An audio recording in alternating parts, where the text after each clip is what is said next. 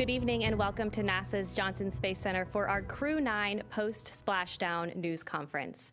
We are joined in studio today by Joel Montalbano, Deputy Associate Administrator for NASA's Space Operations Mission Directorate, Steve Stitch, Manager for NASA's Commercial Crew Program, Bill Spetch, Operations Integration Manager for NASA's International Space Station Program, and joining us virtually, Sarah Walker, SpaceX Director for Dragon Mission Management. We'll be taking some questions from here in the room today and on our phone bridge today, so if you're in the room, be sure to get our attention to ask your question. And if you're on the phone bridge, be sure to press *1 to enter the queue. Before we get started, though, we'll start with some opening remarks from our panel here. And Joel, we'll start with you.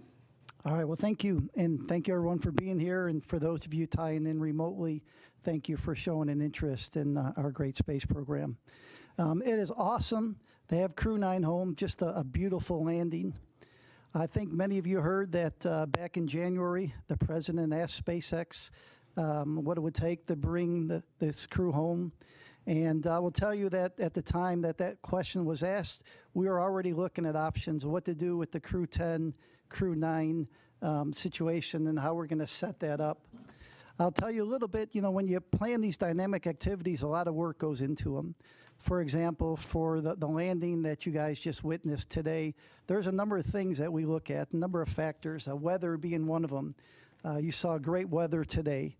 In addition, we look at the readiness of the recovery team to make sure they're ready to go. We look at the handover time on orbit between the incoming crew and the departing crew to make sure there's enough time for activities to be accomplished before the departing crew leaves. We do have the benefit of having NASA astronaut Don Pettit remaining on board. He'll be coming home on Soyuz in April, and so he'll continue the handover with the crew. We also look at the vehicle traffic, the vehicles coming and going. And when you pull all that together, the International Space Station program, the Commercial Crew program, and SpaceX came up with the plan that we just witnessed. The Crew 10 launch last week, the docking over the weekend, the undock early today, and then the landing that we just witnessed. So just an incredible amount of inputs that you get to pull all that together in order to have a successful operation. I want to tell you, we want to thank the Crew 9 team and the ground teams for their dedication to excellence, their resilience, their flexibility during this expedition, everything they did to have a successful expedition, as you have all witnessed. SpaceX has been an incredible partner for us, and it shows the benefits of the commercial-public-private partnership that we have. So they've just been a huge, great partner throughout all this.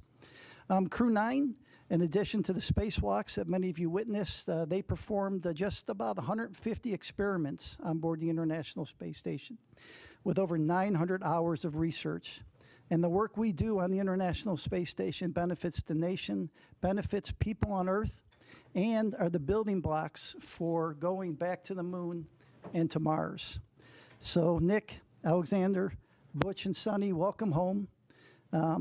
On behalf of NASA, I want to thank the administration. I want to thank all the work of the NASA teams and all the work of the SpaceX teams. And so with that, I'll hand it over to Commercial Crew Program Manager, Steve Stitch. Thanks, Joel, and thank you all for being here. Greatly appreciate your interest in the Commercial Crew Program and also human spaceflight. Of course, as you know, it's been just a huge week for Commercial Crew.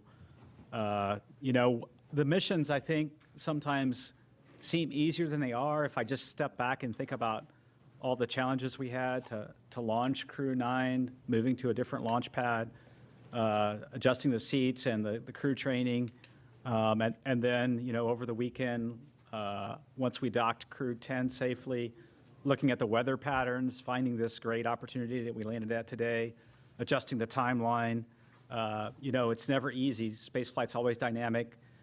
Sometimes it seems like things move from step to step to step, but there's usually different paths along the way. So the weekend was culminated today with the landing of Crew 9. We Dragon splashed down at about 5:57 p.m. off the coast of Tallahassee. That's our first commercial crew program landing at Tallahassee. We've had a couple cargo flights land there. And now it's great to have Crew 9 and the Freedom capsule back home, and its fourth flight is now in the history books. Of course, we're overjoyed. I watched every crew member come out of the vehicle today. Post-landing, it was great to watch Nick, Suni, Butch, and Alexander come out of Dragon and smile and wave as they came out of the vehicle. We'll get them, they're on the ship now, we'll get them back to meet the NASA aircraft and then back to meet with their families.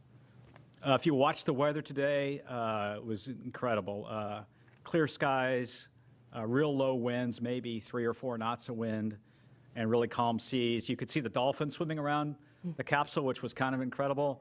SpaceX had a nice drone aircraft flying around and taking footage, and that was just incredible. As I said, the ops team just did a phenomenal job over the weekend pulling in the landing to get the crew home sooner and take advantage of this great weather opportunity.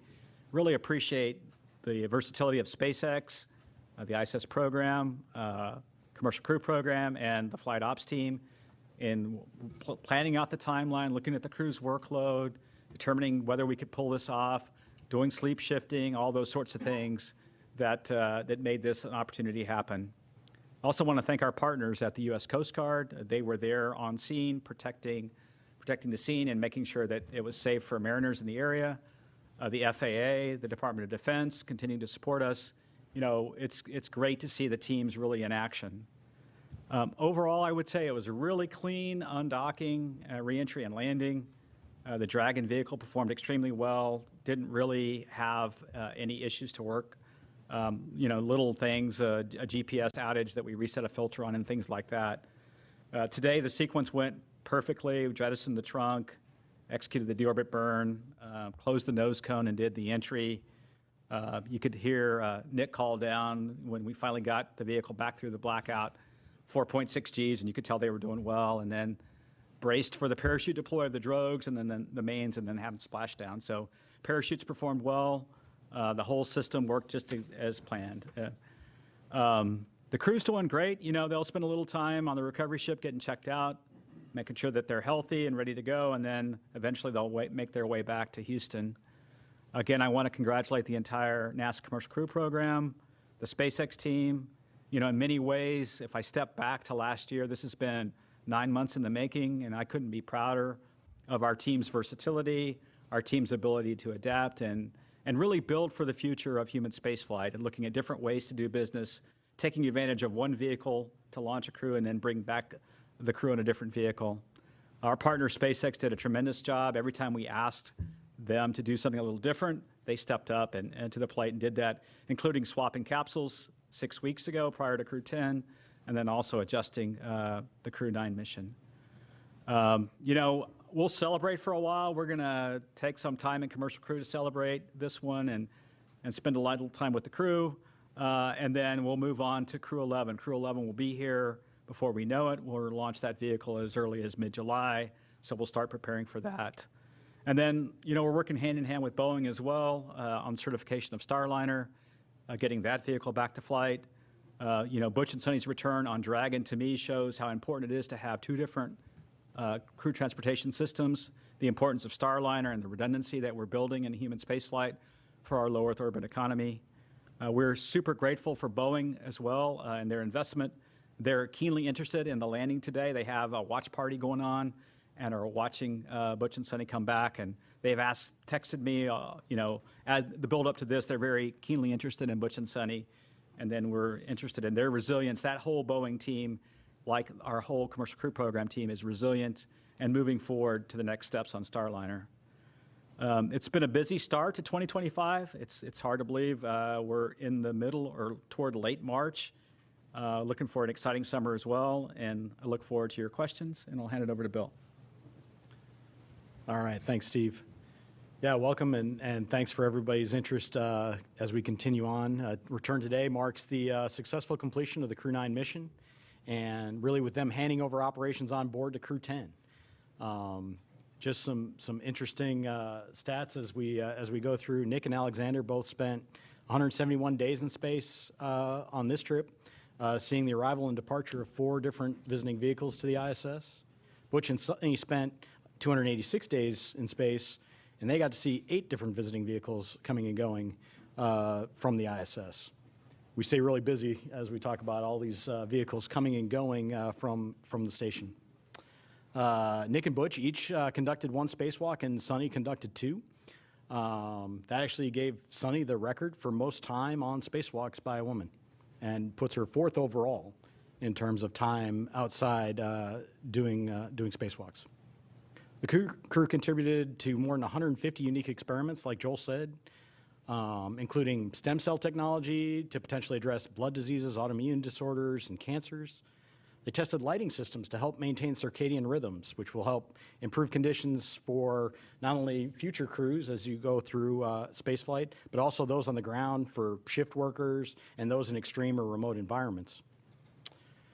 They did plant growth and quality experiments to support future Moon and Mars missions as we look forward with that. They loaded a really interesting experiment. JAXA had their first wooden satellite. They loaded that into and got that deployed from the ISS. And then as part of their spacewalk, Butch and Suni collected samples from the station's exterior to study the survivability of microorganisms in the vacuum of space. I'll tell you, the Crew 9 crew did a great job here in the near term supporting this shortened handover period with Crew 10 and enabling that landing opportunity that we saw today. There was a lot of work that they did ahead of Crew 10 arrival to get prepared, and then really working through all of the things that we need to do to hand over the emergency procedures to the crew, to get the cargo transferred that they need to, and to get all the vehicles set up for Crew 10 to be very successful. Crew 10 is already working hard, and they're working on key science investigations on board. They already kicked them off even while they were getting prepped for undocking the other day. So coming up on ISS, we still have a lot going on. We have NG-21 release at the end of March, providing some important trash disposal for the space station. Always, you got to get rid of all the stuff that you bring up, so you got to bring that down somehow, and NG-21 is going to take away a lot of that. And then we'll look forward to Soyuz MS-27 launch Tuesday, April 8th from Baikonur Cosmodrome at about 12:47 a.m. Central. That'll be carrying NASA astronaut Johnny Kim and cosmonauts Sergei Ryzhikov and Alexei Zabritsky. And then before Soyuz MS-26 returns, Alexei Ovchinin will pass on the role of ISS commander to our JAXA astronaut Takuya Nishi. Really a lot of great stuff continuing on station. I really appreciate the entirety of the team, joint with SpaceX, NASA, our operations team, the program teams, the engineering teams, all the work it takes to turn around these missions. It's a ton of stuff, and then we go change it on them at the last minute, and they handle it like the pros that they are. So welcome home to Crew 9, and with that, I'll hand it over to Sarah. All right, thanks, Bill. Well, it's a good day to be here at SpaceX, and it's a good day down in Florida as we welcome Crew 9 home from their stay at the International Space Station. We're happy to have safely returned Nick, Alex, Suni, and Butch back to Earth and to their families after their time at the orbiting laboratory. Human spaceflight is dynamic and exciting, and this crew knows that as well as any other. So back in September, Steve was talking about this a bit, Crew 9 became the first human spaceflight mission to launch from Pad 40 using our new Dragon Tower that we completed construction on last year. And it was our first mission in a while to fly a crew of 2 since Bob and Doug's historic flight in 2020. So then just 3 days ago, we launched Crew 10 to take over and continue the work of Crew 9 on ISS. And I forgot to mention this Friday night, but Crew 10 was our 50th Dragon mission since first launching COTS 1 in December of 2010. That's a huge milestone for the team. COTS, if you don't remember, stands for Commercial Orbital Transportation Services. And COTS 1 was the first demonstration mission under that original partnership with NASA to resupply the space station with cargo flights. It was also the mission that inspired me to join the SpaceX team, which I'm so grateful I was given the opportunity to do a few months later. So the rest is history. We've been bringing cargo and more recently crews to the orbiting lab for well over a decade since. And as we talked about a few days ago after Crew 10 launch, NASA and SpaceX adapted as this mission evolved, and appreciate all the kind words said already during this press conference. As we adapted together, we kept safety at the forefront. And thanks to the teamwork across the 2 agencies, a change in the Dragon spacecraft for Crew 10 and then a shortened handover helped accelerate the Crew 10 launch and the Crew 9 return. Then over the weekend, we decided as a joint team to undock a day earlier than originally planned to take advantage of some great weather we were seeing off the coast of Tallahassee for splashdown. So I know this required quite a bit of creativity from the NASA team and the onboard crew to compress the handover even further than they already had. And I'm thankful for everyone's hard work and flexibility to safely bring Dragon and the crew home today. I'd be remiss if I didn't acknowledge that today's return was also our final Dragon recovery on the East Coast. So after 6 years of successful recovery operations off the coast of Florida, we'll now be moving all Dragon recovery operations back to the West Coast. I just hope the California coast can bring as many dolphins as we saw during today's operation. That was really fun to see. We had a nominal return today. Dragon is healthy and the parachutes performed as expected. The crew is likely on the recovery vessel now, soon to transit to the SpaceX NASA Handover location, while the SpaceX vessel transports Dragon back to our refurbishment facility at Cape Canaveral in Florida.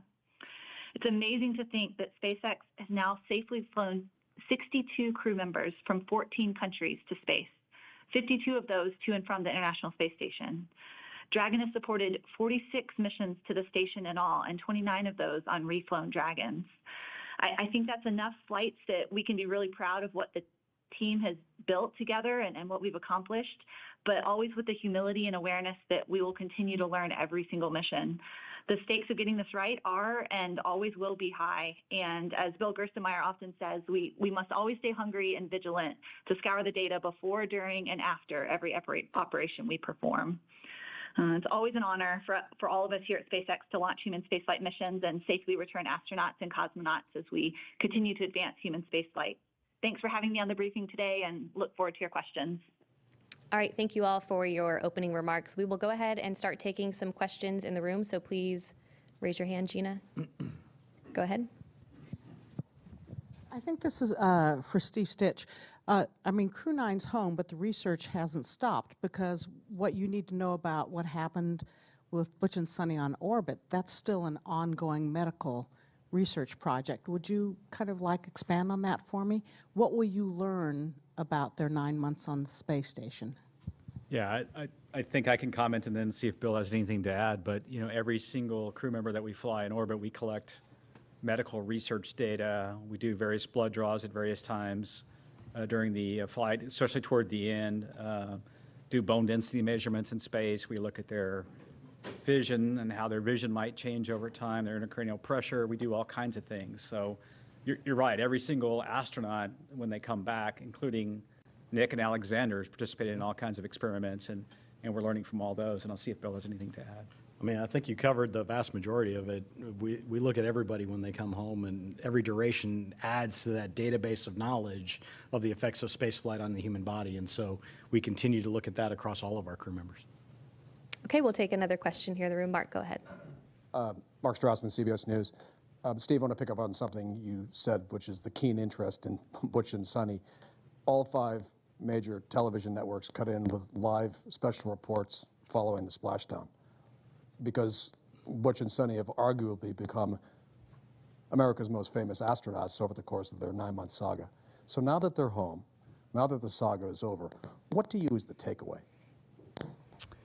Yeah, I think that's a great question, and I haven't probably had a lot of time to reflect. You know, we're certainly looking at Starliner very carefully. We're in the process of looking at that vehicle, looking at the helium system. We've got some candidate seals that we're going to replace. We'll get into some testing here over the summer timeframe with what we call an integrated doghouse at White Sands. So we're looking at that.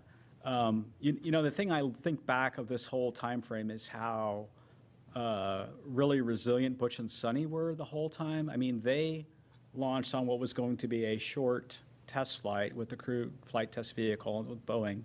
And then they moved very quickly into station increment operations, and they became seamlessly part of the International Space Station. And they did that because they're experienced astronauts, and we had prepared, right? We had flown gloves for them to do spacewalks, and we had flown a lot of components for them. So I think that shows the adaptability of crew members. And if I think forward to exploration and maybe some harsh missions to the Martian surface someday, or back to the moon, you know, the adaptability of crew members, changing the timeline for their return. Certainly a huge thank you to their families. You know, when you think about Butch and Suni, they enjoyed their time on station. They got to do spacewalks, and they got to do lots of cool science and things like that. Their families are the ones that really, you know, kudos to them for being resilient in a planned short duration flight now turning into a long duration. And I think back of when they went into quarantine. They went into quarantine in the April timeframe for the early May launch that we had for the crewed flight test. So the families, a huge thank you to them. I'm sure the reunion is going to be wonderful with the families. And we'll keep learning as we go and keep being adaptable in the future. Let me just add, if it's okay, it shows the flexibility of our commercial providers. The fact that they flew up on the Boeing vehicle and home on SpaceX, this is a lesson learned for NASA too, such that when we do have Boeing and SpaceX both flying on a regular basis, we need to be able to do the opposite too. If we come up on a SpaceX vehicle and have a problem, to be bringing people home on a Boeing vehicle. It shows you, this year, I think many of you know, we celebrate 25 years of crewed on the International Space Station, and just shows the flexibility we have with the space station and our commercial partners. We'll take our next question here in the room. Go ahead. Ed Lavandera with CNN. Two questions. Do you have specifics on the timeline of when the astronauts will be landing back here in Houston and reuniting with their family over the next, I'm presuming the next few hours? And then secondly, the more delicate question is, of all the talk that we've seen over the last months that these astronauts had been, quote, stranded in space, how did that kind of talk affect you guys over the last few months in formulating a plan to get them back home? Yeah, I don't have the specifics of the timeline. I know they're going to fly back here tonight. They'll probably spend some time rehabilitating a little bit, and the doc's watching them, and then they'll rejoin their families in the next, day or so. Relative to the mission planning, I think what we did was we tried to look for opportunities to bring the crew back when it was safe to do so, and we always had a lifeboat, a way for them to come home, all the way back to Starliner. If you remember, during the Starliner crewed flight test mission, we said if there were an emergency during part of that mission, we considered the thrusters, the service module thrusters, good enough to bring the crew back then. We then transitioned to the Crew 8 vehicle for a temporary time frame until Crew 9 arrived. So we always had a way to get the crew home safely should we need to. And then it really became, when is the right time? When is the right time to bring them back? And then when we had to swap over Dragon capsules from the new vehicle, which wasn't quite ready, we moved to Capsule 210. We figured this March timeframe was the timeframe to execute this direct handover that we just did. So for me, it's been the normal kind of planning I do all the time, looking at all the options, working with SpaceX, working with the space station program, and finding the right time to bring the crew back. Okay, we'll take another question here in the room. Hi guys, my name is Amanda Henderson. I'm with KHOU 11, the CBS affiliate here in Houston. 10 days turning into 9 months, but turning also into hundreds of hours of invaluable research that they got up there at the ISS, and also moonwalk hours. Can you talk a little bit about how, when you realized that they were going to be up there for longer than the intended time frame, they were able to transition into getting that invaluable research started? Yeah, I can start with that one, and I can let these guys add in. So even before they launched, because we knew they were flying on a test mission, we provided all the training for the stay on ISS that they would need to be a long-duration crew member. We flew the equipment. Every crew has unique equipment that they need to do a spacewalk, and we made sure we had that up there. So I think it really comes to the preparation that we did even before they flew that allows them to be so successful when they get up there. And that's really what we do with all of the crews that fly to the ISS. There's the rigorous training program that they go through. They're prepared for things. They have a lot of skills-based training that goes on so that they know how to do the basics of everything. And then we have an outstanding team on the ground working with them. They get to work directly with the scientists in a lot of cases on experiments that help walk them through what they're doing, video downlinks. We have a lot of different ways to kind of help them through, and it really just enables everything that they then do on board in an effective manner. But it all starts with that preparation that we did ahead of time, knowing that we have a test mission coming. I do think the difference, like the shuttle missions had a finite duration. The way the space shuttle worked, it had fuel cells, and they used liquid oxygen, liquid hydrogen to power those fuel cells. And so at some point, that vehicle had to return. But the beauty of the space station is wonderful laboratory, a wonderful place for the astronauts to live and work, and you can almost stop the clock if you have a problem. And I think that's something that we learned on this flight that's a little bit different is, so When Starliner, we had planned for maybe a short 10 to 2-week mission for a test flight. When we needed more time, we took that time to understand the vehicle. And then when we determined that the better option would be to bring Butch and Suni back on Dragon, we pivoted over to that plan. So I think Station gives us that flexibility that we never had before. And we also have flexibility now, as Joel said, with 2 different vehicles. So someday there may be a case where we're using Starliner to handle a Dragon contingency problem of some sort. So we have a luxury that we didn't have in the past, and so we're adapting and learning from that. All right, we'll head over to our phone bridge to Marcia Dunn with the Associated Press. Yes, good evening. Probably for you, Steve. I understand the crew is being flown to Houston tonight and that they'll be staying at JSC and crew quarters. When will they be able to go home if they're feeling good? How much time off do they get before they have to go back to work? Are you giving them some extra bonus vacation? And when do you have to decide whether Starliner is going to be carrying Crew 12 up? What's the deadline for deciding on that mission, whether it'll be Starliner or Dragon? Thanks. Yeah, there's a lot of questions there. I hope I get all of them. Let's see. The first question was, when do they go back to their families? It's usually within a day or two, once they're cleared medically, that we make sure, as they readapt to gravity here on Earth, it's usually a day or two. They'll go back to their families. And then, they'll get some time off, and then we've done a lot of, fortunately with Butch and Suni, we've done a lot of debriefs already with them. And so we've gotten feedback on Starliner and feedback on many things for the crewed flight test already from them while they were on orbit. They'll have a standard set of debriefs with the Crew 9 crew because they really have been part of Crew 9 ever since Crew 9 docked. So they'll go through a series of debriefs, and then, but they will get some well-deserved time off, well-deserved time with their families. It's been a long time for them, and look forward to hearing their stories about meeting with their family. I think the last question, Marcia, was when do we have to decide Crew 12 versus the next step with Starliner? And we probably have a little bit more time as we get into the summer and understand the testing we're going to go do to make that decision, whether it be Crew 12 as the next flight or Starliner. We're also looking at some options for Starliner should we need to, of flying it uncrewed. The vehicle has the capability to fly uncrewed if we need to. And so we'll kind of weigh all those things as we get the testing and analysis behind us. Boeing's done a good job of developing a new thermal model, which we're using to try to understand the changes we're going to make in those dog houses. We'll add some tape and thermal barriers in different places. So we have a little time to make that decision. Okay, our next question is from Chris Davenport with The Washington Post.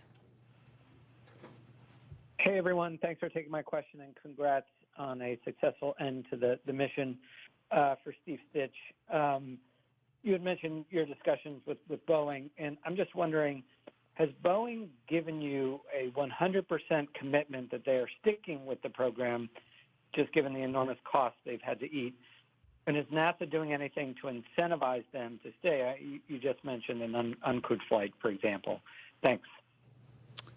Yeah, Boeing, all the way up to their new CEO, Kelly, has been committed to Starliner. I can see that in the way they're approaching their solution to the problems.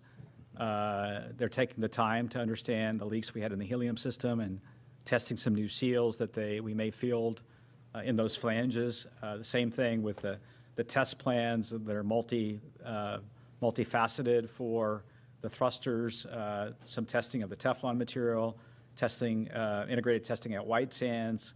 So I see them being very committed. They want to provide a transportation system with crewed capability to fulfill their missions. And then they're even, I think, stepping beyond that and thinking about low Earth orbit and COM LEO destinations with their vehicles. So I see a commitment from Boeing to continue the program. They realize that they have an important vehicle, and we were very close to having a capability that we would like to field. I think we have some changes we need to make to the way we heat those thrusters, the way we fire those thrusters, and then we can test that on the next flight. So. Our next question is from Ken Chang with the New York Times. Hi, thank you. This is for Joel, Steve, and Sarah. The White House put out a statement that said the landing today, representing President Trump keeping his promise to rescue the astronauts stranded in space. And from what you just said during this news conference, I think it's been in the works for months, and a lot of work for everyone. So I was just wondering, could you explicitly answer the question, if Kamala Harris were president, or if Joe Biden had run for re-election and won, would anything have changed with this mission? Thank you. NASA is an agency. We work for the president, and who's ever there, we work for them. We had an input from that office. We took a look at it, and our job is to take all the inputs we get and operate as successful and safely as we can. And that's what we did for this administration, and that's what we would do for any administration. Our next question is from Sana with Bloomberg News. Hi, thank you so much for taking my question. I had another question regarding Boeing. I know you just mentioned that you're looking at options for an uncrewed mission. So I guess we're wondering who would pay for the uncrewed mission, and would Boeing be required to redo the crewed test flight as well? Thanks.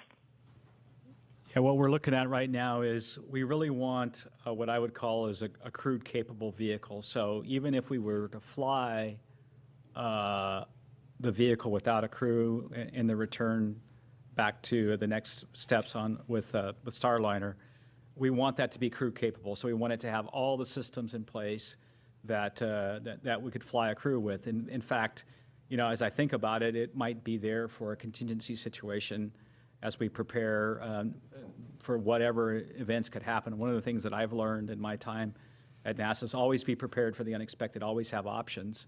And so that's what we're thinking about. So we'll take those steps forward. We'll look at the test data. We'll make a decision whether to fly it crewed or uncrewed. And then, we are trying to do it under what we call this post-certification phase of the contract.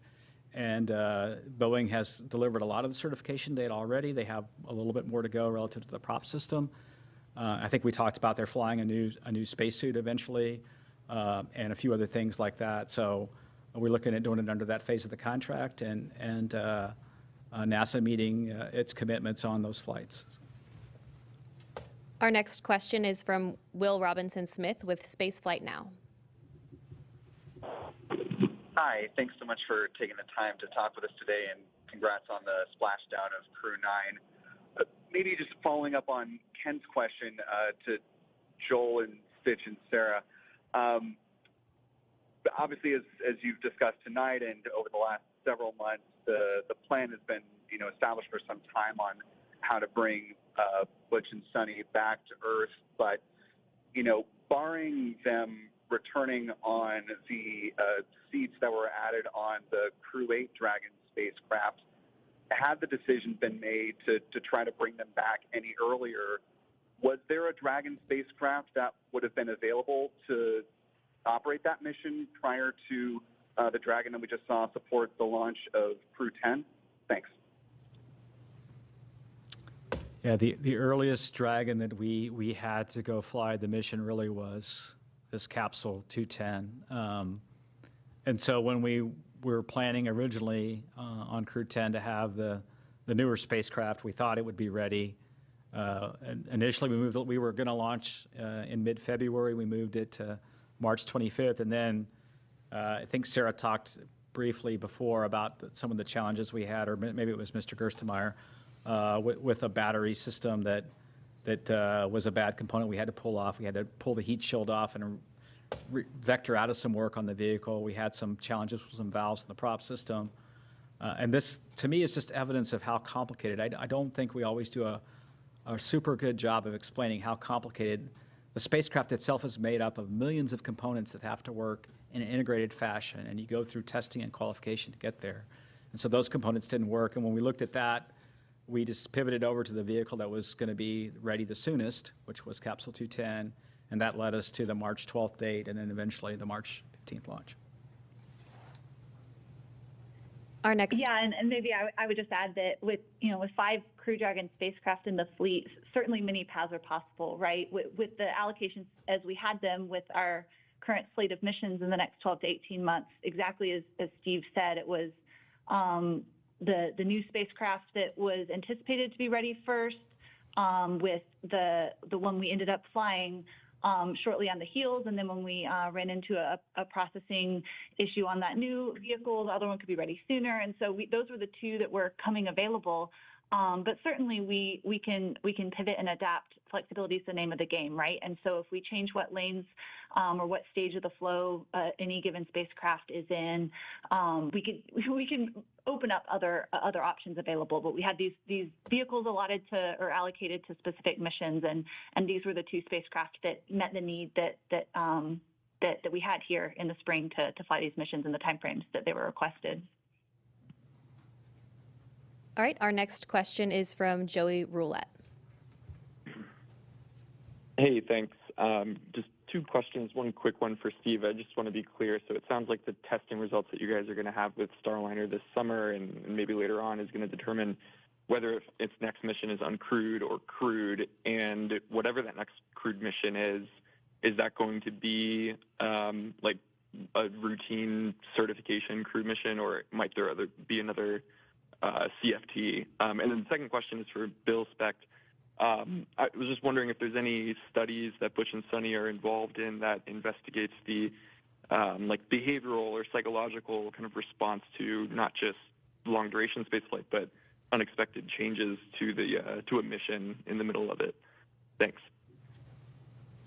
Yeah, when we look back at the crewed flight test, we got a lot of good data out of that flight relative to having a crew on board. So really the thing that we need to solidify and go test is the prop system and the service module. We need to make sure we can eliminate the helium leaks, eliminate the service module thruster issues that we had on docking, and then the rest of the vehicle performed really well. So when we look forward, what we'd like to do is that one flight and then get into a crew rotation flight. So the next flight up would really test all the changes we're making to the vehicle, and then the next flight beyond that, we really need to get Boeing into a crewed rotation. So that's kind of the strategy.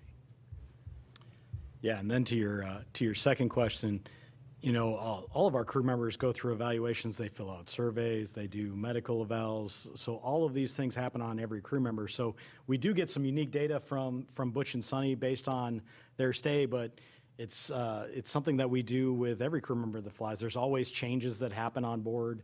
There's always adjustments that we have to make that all of the crew members adapt to. As you've watched with our flight schedule over the years, it's very rare that we actually get a flight to fly exactly where we planned it 2 years out when they were thinking it was going to be. So it's okay that we have these changes and they adapt really well. But everybody gets kind of looked at in terms of those effects and understanding just the effects of spaceflight on them. So. Okay, our next question is from Maria with KBIR Knoxville.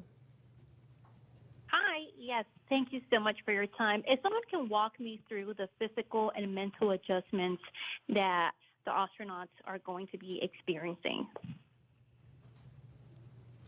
I can try and see if Bill and Joel have anything to add. When they get back, the body is an amazingly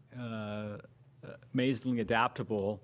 The one thing that the body will struggle a bit with is the inner ear and the vestibular response in microgravity. When you transition from 1G here that we're sitting in this room to then in space, the inner ear can get a little disturbed because gravity's not pulling the fluid down and the little hairs inside the inner ear. And so the crew can take a little while to adapt to microgravity. That same thing happens in reverse when you land back on Earth. The human body was adaptable and was used to being in microgravity. Now, the vestibular response is such that you feel disoriented, you may feel a little dizzy, you may have trouble getting up. And then, of course, physically, their body, when they were operating in space and doing operations inside the various modules, their muscles weren't working as hard, their heart wasn't working as hard, and so there's a muscular and cardiovascular kind of reconditioning that has to happen. And so that's what's happening now. And then, there's a little bit of coming back to 1G. In space, I could let this pin release this pin and it's going to stay right where it is. And, in 1G, if I release the pin, it falls. And so there's a little bit of that the crew has to get back and learn the skills back here on Earth again. So. Okay, our next question is from Jackie with the Times of London. Hello, and thank you. I'm sorry if this is a really frustrating question because I know there's so much good work done on this mission, but there has been a fictitious narrative woven around it by prominent people who are hard to ignore. Why has NASA not pushed back more emphatically against that and against the use of astronauts by one of its commercial contractors as political pawns? And what's to be lost by simply correcting that narrative for the sake of the public who have paid for the mission? Thank you. I would say, our job at NASA is to successfully and safely fly these missions. We fly it with the laws of physics, and we fly it with our commercial partners. And so oftentimes there may be things out in the press that may not be exactly what's happening.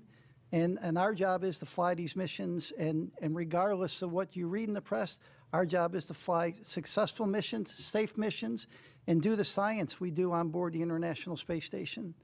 I mentioned this year 25 years of continuous crew presence on board later this year, the International Space Station. And we do about 150 experiments every expedition we fly. So think about it, every 6 months. I think we're over 3,000 experiments since we started the International Space Station, and that's what we focus on. Okay, our next question is from Jeff Faust with Space News. Hey, good evening. Question for Bill or Steve. Since the Crew 9, Crew 10 handover lasted only a couple of days, was there anything you would normally do on a handover you weren't able to do in this case? And in the future, might you consider shorter handovers between future commercial crew missions? Thanks. Yeah, across the board, the main thing that we have to get done is, like anytime you get to a new place, is the emergency briefings. Where do I go in case of an emergency? What are my duties in terms of an emergency? And that happens very early on. And then the follow-ons are more of the general, hey, where did you guys put this thing? Or where did you put that? Where did you leave this wrench when you get up there? Because you can imagine the size of the space stations is so large, and there's a lot of stuff up there. So a lot of the handover that we do with the crews is more set up to be an efficiency gain. And that really helps them be more effective when they go and get to the tasks done that we need to. So when we reduce that time, we reduce that efficiency in the near term to accomplish the tasks on board. We evaluate that each time and understand what our handover is. In general, we don't look to reduce that because we want to be as efficient as possible. We want to get everything done in the most efficient manner, get the most things done on space station that we can. But in this case, it was actually to our advantage to go work that shorter handover and then get them home as quicker, hitting this weather day that we had here today, and not leave it up to how the weather was going to behave days and days from now. So the critical stuff always gets done, that emergency handover, that how do we go handle contingencies on board. They're trained on the ground for all of these things, and we have a lot of support for the teams on the ground to help them as they go, so we can shorten it if we want to, but it's not quite the same as getting up there and finding out from the person that's been up there for 6 months, hey, I found that this was the best spot to put this, or I left this here, and so when you need it, go look over there to go do this, or this is the best way to go pull out this drawer, or whatever you have to do for your experiments on board. So nothing beats that face-to-face handover and the time they get up there, but we have the options to shorten it when it makes the most sense. Okay, our next question is from Sawyer with NASAspaceflight.com. Thank you so much. This question is, I believe, for Sarah. With this being the final splashdown on the east coast of the United States, what is the plan for Megan? Is that going to be repurposed to the west coast? Is that going to stay on the East Coast? And then what becomes the contingency if, for example, the weather isn't good at the planned Pacific landing sites, whereas here you had the Gulf and the Atlantic?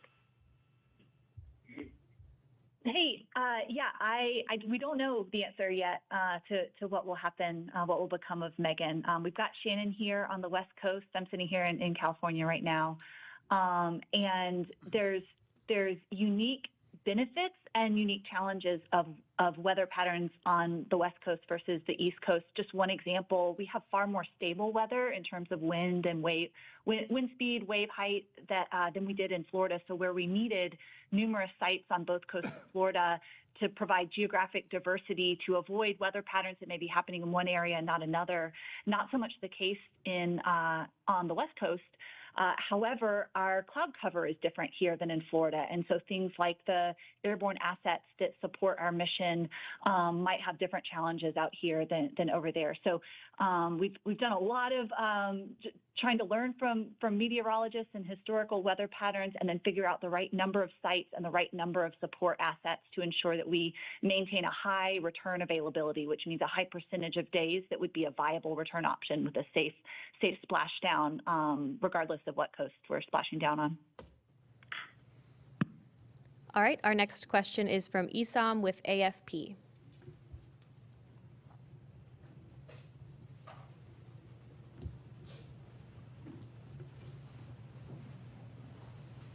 If you're talking, we can't hear you. Oh, sorry about that. I was on mute. A couple of quick questions. Steve, you mentioned that they'd be released to their families in a day or two, but they're still going to be going through with rehabilitation for quite a while, right? If you could discuss that. And the second question is just a bit broader to follow on from some of my colleagues. As Steve confirmed that, Crew 10 was the designated mission that this could happen, could you help us sort of square that circle that, with praising the administration for accelerating the timeline? How concretely, just to follow up on my colleagues' questions, how concretely can the administration be credited with accelerating the recovery when, the plan hasn't fundamentally changed here? It's just something that we're having a little bit of trouble understanding. Thank you. Yeah, I'll talk the rehabilitation and I'll let Joel talk about the other questions. Rehabilitation will continue. There's a sequence of exercises that they do to try to regain their physical strength over a number of weeks. It's a pretty standard protocol that they go through post-landing to recover. It's well documented, well practiced, and the docs and the trainers that do this work will kind of follow each crew member, whether it be Butch and Suni or the others. We talk about Butch and Suni because they had a 9-month stay, but the others had 171-day stay or so, which is pretty typical of what we've had. And I'll let Joel handle the other questions. And so you were asking the input from the administration. So I think Ken Bowersox said it well the other day. It excited the system, right? It gave us some energy in the system. But the other input was to do this successfully and safely. And that's why I talked about all the different inputs that you get. We got the input from the White House, but you also have to look at the vehicle readiness. We talked about looking at weather. We talked about recovery team, handover, the vehicle traffic going to and from the International Space Station. So when you put all that together, we came up with I thought, a pretty good plan that the teams executed over the last 4 or 5 days. All right, we'll take the next question here in the room. Darlene Ferris with Fox 26 Houston. I was just wondering if any of the experiments or tasks, was there anything that was able to be done due to the unexpected extra manpower with them on board that wouldn't have like a benefit to having the extra people? So we, once Crew 9 arrived and Crew 8 departed, we were at our normal crew level.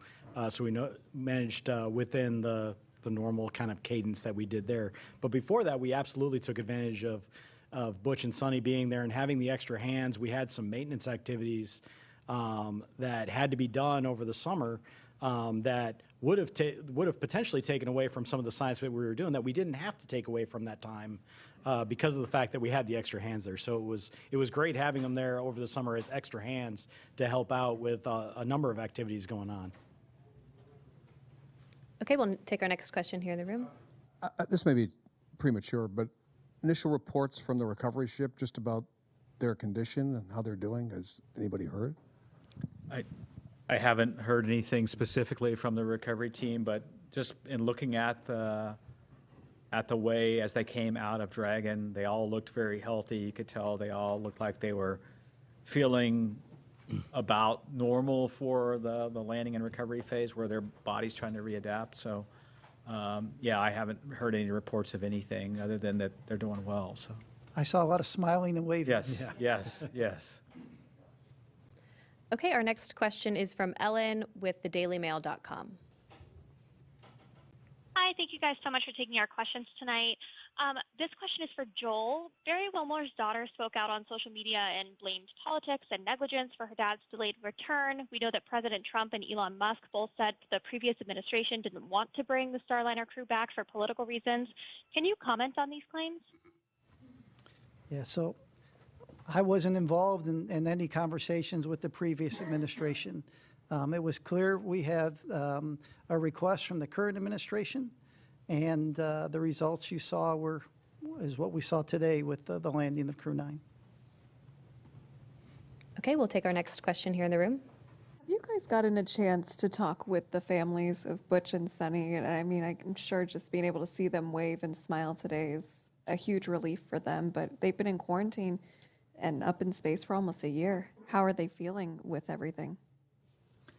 Yeah, I haven't talked personally to the families, but I know the astronauts have a great support system. In other words, they're able to effectively FaceTime with their family and keep in touch with their family.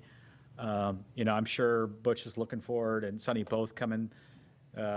Easter's coming up, and there's graduations coming up, and there's lots of family activities coming up that the timing's probably pretty good for. So I haven't had a chance to talk to the family, so. My guess they had bigger smiles than the crew members. Yes, yes. Okay, our next question is from Mike with space.com. Thank you, guys. This is probably for Sarah. I was just wondering, were there any different approaches that you guys took with this Dragon to kind of meet this faster deadline, or this, and if there are any kind of changes to the processing, are those things you can take into future missions? Hey, no changes to the processing. And actually, if you're able to go back and listen to Friday night's briefing, I think Steve also shared a little more detail about that. But similar process, it's just a matter of doing a little bit of Tetris within our facilities of what vehicles are going into what tests or what operations in the pre-launch processing flow first. So we certainly did that. There's a few items of hardware within the vehicle that are unique to the specific crew flying. For example, we have small, medium, and large seat buckets installed in each of the 4 locations, and then custom foam for each individual to further customize their experience. And so there was a little bit of just doing the tally on the unique hardware and making sure it was all okay to be used for this mission, but nothing unique to the actual processing flow itself. Okay, our next question is from Carolyn with Fortune Magazine. Thank you very much, and congratulations. I'm wondering, can you just share a little more how Suni and Butch handled kind of the switch mentally to the 9-month mission, besides being very resilient, and what advice you give the rest of us lonely humans when we encounter challenging circumstances? And then maybe just talk a little more about the physical repercussions with respect to radiation, effects on the heart and cornea, that kind of thing, and how we go about planning to protect against that when we think about missions like to Mars and extended stays. Thanks. I can start, and then the other guys could ask. Before an astronaut flies, we talk to the crew. The crew members are talked to about extending. Hey, you may be assigned for a 6-month mission or an 8-day mission in this case, and you may be extended. Frank Rubio was an example, right? Mark Vande Hei was an example. So this isn't the first time that people are flown. Clearly their mission was much shorter than those other missions, but the crew members are talked about, hey, what would you do if you had to be up there for a year? So they mentally prepare before they launch, and they talk to the other crew members that have flown for these long duration missions. And so the teams are preparing.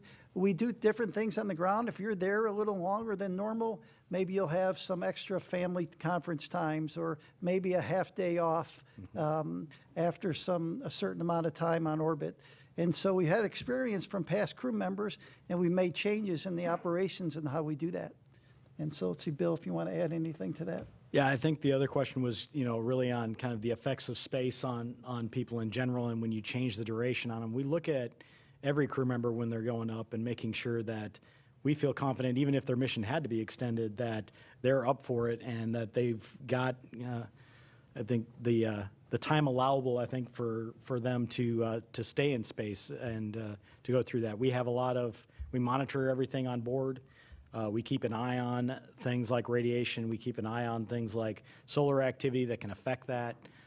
We keep an eye on the rest of the environmental factors on board, whether it be the carbon dioxide levels, the CO2 levels, the contaminants that we have on board. We have scrubbers and filters and things that take that out. So we do all the things that we would normally do to manage that for crew and minimize their exposure to anything that could be considered harmful, and then we limit the times to the best of our ability that we can up there. Our next question is from Marcia Smith with spacepolicyonline.com. Thanks so much.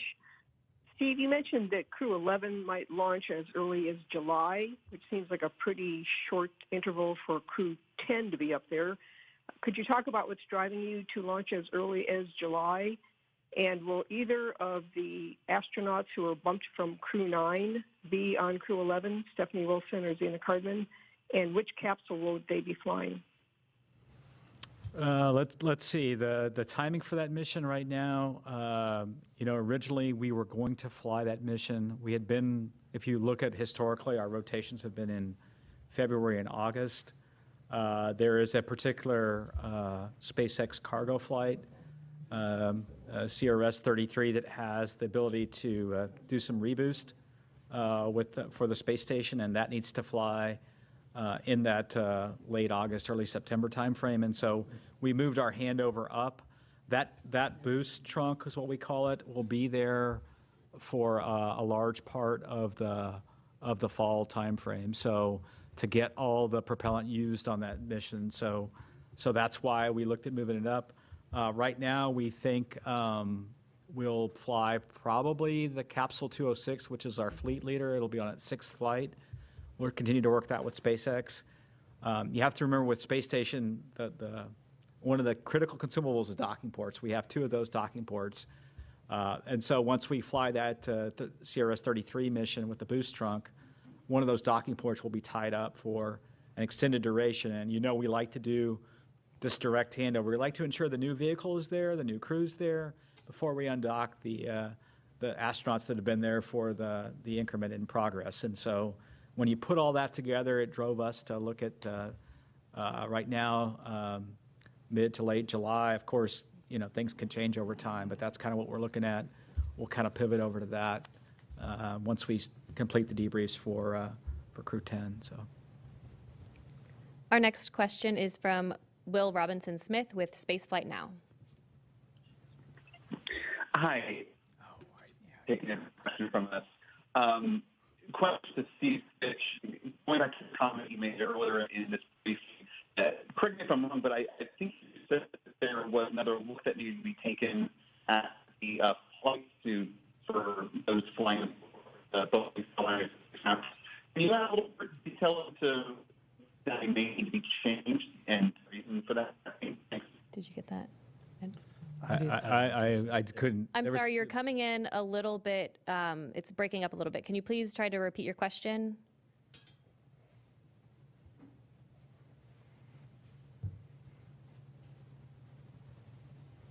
Operator, if you could please unmute the participant.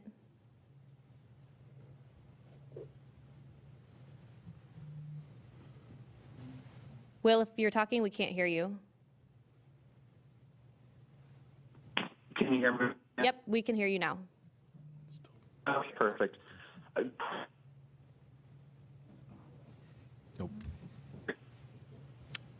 I'm sorry, we keep losing you. If you could just follow up with us after this news conference, we'll be happy to get a response over to you from the panel up here. But for now, that'll do it for our press conference this evening. Once again, Crew 9 is safely back on Earth. And as always, you can follow NASA and all of our missions on nasa.gov. Thanks for joining. We'll see you next time.